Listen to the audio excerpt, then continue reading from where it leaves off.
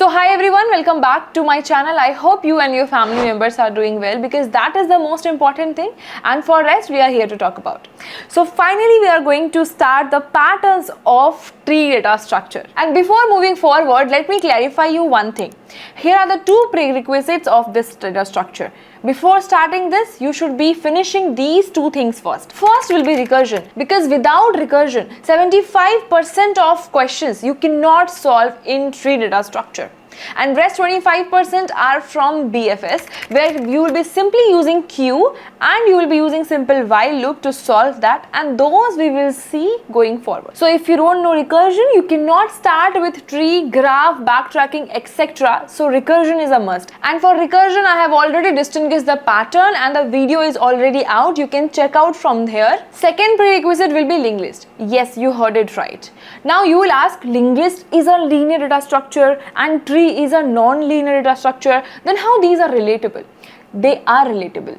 First reason will be indexing, because in linked list also there is no indexing, and in tree also there is no indexing. Means from one element you cannot move to next element without indexing. Second will be pointers. In linked list, when you want to go from one node to another node, you have to use the pointers because indexing is not there. Similarly, in tree also you will be using pointers only, but those pointers will be two pointers. Means one next pointer will be pointing to left child and another will point to the right child. So if you don't know how to play with pointers with linked list, then how can you start with tree data structure here? So if you have learned these two prerequisites earlier, recursion and linked list, then you are ready to start with this data structure. Now you know, before starting with the patterns, we always answer these two questions. First will be, what is that data structure and why that data structure is even required. First will be, what is tree data structure? So tree is a non-linear data structure.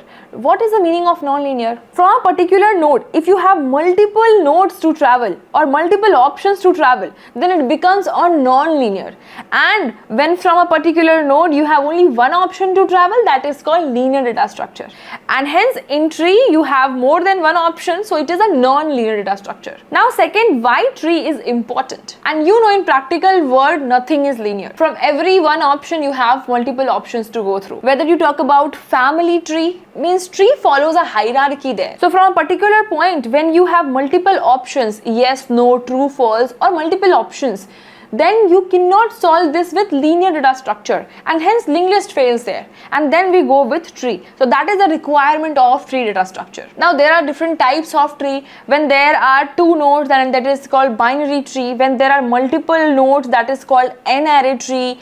And when they are connected to each other, hence forming a cycle, that becomes a graph, etc. And all these concepts falls under the basic of these data structures. And I am assuming you all know these basic concepts, and that is why I am only going to cover the patterns of these data structures in this video. And before moving forward, let me tell you, we will cover binary tree and binary search tree in this video. Patterns of these two topics. First, we will start with binary tree patterns, and then we will see what are the different patterns of binary search tree as well. Now, the first pattern is DFS pattern, and DFS means depth first search. And let me tell you, these DFS and BFS are traversal algorithm. Means in the tree, how you would traverse is a pattern.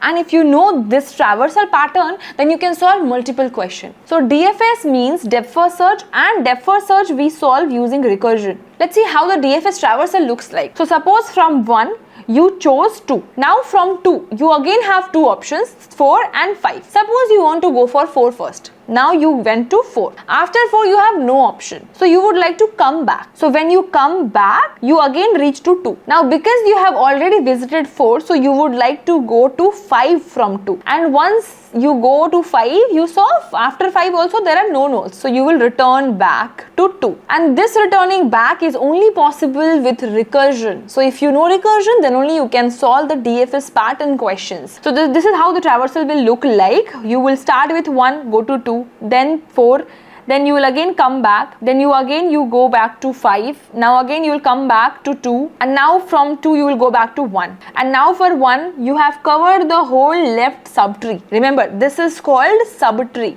And now you would like to cover right subtree, so you will go to the right side of 1, 3. Now again for 3 you will go to 6, come back, then 7, come back, and now from here you will return back.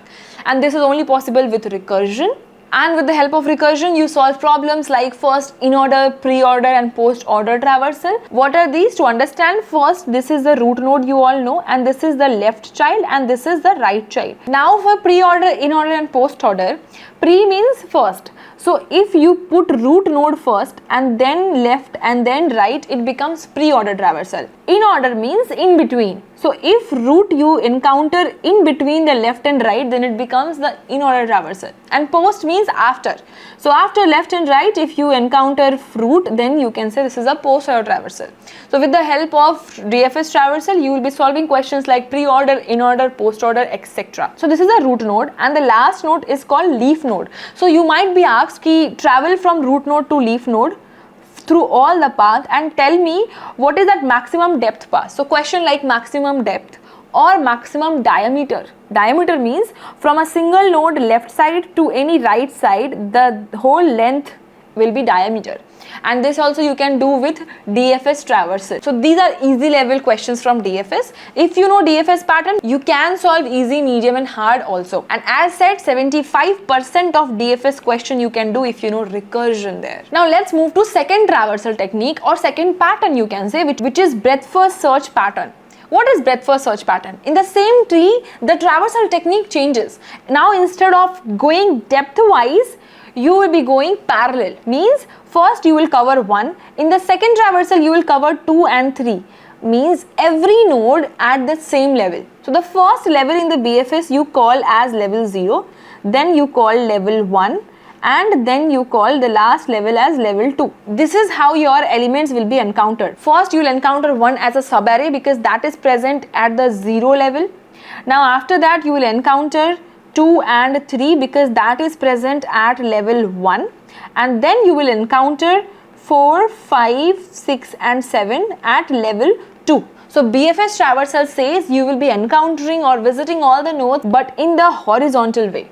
And like how you use recursion or stack in DFS traversal, in breadth first search you will be using queue data structure with simple while loops. Means recursion is not needed here. Now what type of problem can be asked from this pattern? First will be traversal. This is how you have to print the nodes using the queue. You will be encountering and putting first value in the queue, and then after popping you will be pushing the left and right child in the queue and so on. All these techniques, how to approach to all these type of questions, we will be learning in the same playlist going forward. But now let's see what type of questions we'll be doing. First time you will be traversing like this, and second level you will be traversing like this. Means instead of 2, 3, you will be printing 3 and 2 first. Or else you will be asked, give me the summation of all the nodes at that particular level or average of the nodes at that level, etc. And most important, left view or right view. Right view means suppose you are standing here. And now what all nodes you can see from here? You can see 1, you can see 3 and you can see 7. Why not 2? Because of 3, 2 will be hidden. Similarly, because of 7, 6, 5 and 4 will be hidden. So in this question also, you just need the BFS traversal and this list, and then you will just read the last input value from this subarrays, and that will be right view of the tree. Now the next important pattern is LCA pattern. Many people think how LCA is a pattern. LCA means lowest common ancestor. This is a question, how it can be a pattern. But let me clarify you how LCA is not exactly DFS traversal and it is a different pattern. But before that, let's understand what is that LCA problem here. LCA says you will be given P and Q two nodes and you have to tell me ki what is their lowest common ancestor. Means 4 is a node here and 5, and for both of them the parents are 2 also and 1 also. But 1 is a grandparent here and 2 is the parent. Means you have to find the lowest common parent, means 2. And hence 2 is the lowest common ancestor here. Now here also we will be starting with one node and we will be asking if this one node matches 4 or 5. If it matches, we will be returning that only. Why? Suppose your P was 1 and Q was 3. So in this case, P1 and Q3, so the lowest common parent is 1 itself. So that is why we are saying if that node matches with P or Q, then we will return the same node as the parent. Now in this case, 1 does not match 4 or 5. So we will go to either left side or right side. Now someone can say that this is a DFS traversal, but let me tell you how it is not. This is a recursion but not DFS traversal. Now we will go to 2 and 3. First we will go to 2 and we will ask, hey 2, are you matching with 4 or 5? No. From 2 we will go to 4, we will say, hey 4, are we matching with 4 or 5? Yes, we are matching. So if we will matching, we will just return 4 from here. So we will return 4. Now similarly it will go to 5 and say, hey, are you matching with 4 or 5? It will say yes, I'm matching with 5. So in this case we will return 5 from here. So 2 will say I have value from left side also and right side also, and both are saying they are their parents. So it says let's leave it and I am the parent. Means in this case 2 will become the parent and 2 will say to 1 that yes, 2 is the parent. So 2 will return itself, and hence at the last 1 will say ki 2 is the lowest common ancestor here. So here also from a node you are deciding where to go, left or right, correct? But why I am saying this is a separate pattern, because the concept of DFS traversal is if you are starting with a node, you have to travel to each and every node with a concept that it is important to travel that node to compute something. But in LCA pattern, it does not mean to travel to that node because of the concept key it want to travel. No. In the LCA, we are traversing to the node to get our answer, whether you are the parent or not. So we are looking for the decision, and once we found this decision, we return from then and there. We have not even traveled to that right. So traversal, if someone asks you this is a DFS traversal or BFS, of course this is not breadth first, this is depth first only. We are using recursion only. But LCA is a different pattern. You knew 2 pointers, correct? In 2 pointers you started with left pointer and right pointer, and in sliding window also you started with 2 pointer. But sliding window is a different concept. Are you getting that? So if someone says sliding window is also 2 pointer, of course it is, but sliding window concept is different. Similarly, we are using DFS traversal here, but LCA pattern concept is different. Now with this pattern, how many questions you can solve? You can solve problem like first the lowest common ancestor only. Second, you can solve the distance between 2 nodes, means you will be given 2 nodes 4 and 5, and you will be asked what is the distance here. So distance means 1 and 2. So if you are starting from 4 to reach 5, you have to take 2 steps. So hence the distance between 2 nodes is 2. Or the questions like find ancestor also falls in the same category. And now the last pattern from tree data structure is serialization or construction. Construction means instead of computing or traversing to the node, you have to manipulate the whole structure of the tree. Means suppose you will be given a tree called 1, 2 and 3, and you will ask to convert this into a mirror image. Mirror image means the right child will become the left child and left child will become the right child. So in this case you will simply go from 1 to 2 and 3 also, and now with the help of temporary variable you will store the 3 node in temporary variable, copy this 2 node in the left side child and copy back this 3 node in the left child here 3, and in this way you will be able to swap the nodes. So basically wherever the whole structure of the tree changes falls under this pattern called serialization or construction. So problem like invert binary tree or serialize or deserialize binary tree etc. comes under this category. Now the next very important topic is binary search tree. You all know binary tree, right? Now with the definition, the only difference is in binary search tree the root node will always be greater than the left child and will always be smaller than the right child, and hence we can say it is sorted. And when it is sorted, we can apply binary search there, correct? So binary search tree is nothing but where we can apply the binary search concept in binary tree, then we can say it is binary search tree. And that is only possible when the whole tree follows that binary search tree rule. Means the node will be greater than the left child and smaller than the right child. So in this case, if we are looking for number suppose 3, so from the root itself we can decide that 3 is present in the left side, and in that case we will not even iterate in the right side of the tree. Means we will be eliminating the whole right side, and hence in that way instead of O of n it will take only O of log n time complexity to search or find any value. So in first pattern you have to learn about the basic operations of binary search tree, like how to search in a binary search tree or how to insert in a binary search tree.